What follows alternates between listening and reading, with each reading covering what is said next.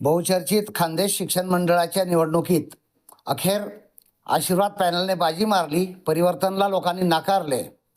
अतिशय चुरशीची झालेल्या निवडणुकीत डॉक्टर अनिल शिंदे व कल्याण पाटील 7 ते 8 मतांनी 9 मतांनी पराभूत झालेले आहेत.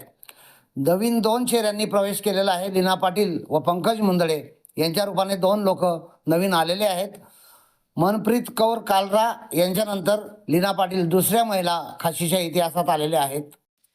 आणि या निवडणुकीचं वैशिष्ट्य म्हणजे धनशक्ती विरुद्ध जनशक्ती हा जो नारा होता, लोकांनी जनशक्तीला प्राधान्य दिलेलं आहे असं वाटत होतं, परंतु प्रत्यक्षात मात्र धनशक्तीचा विजय झालेला आहे.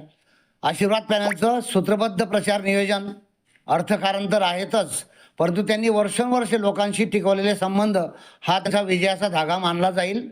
आणि विरोध करणाऱ्या परिवर्तनने प्रतिकार करून पाहिला, परंतु त्यांना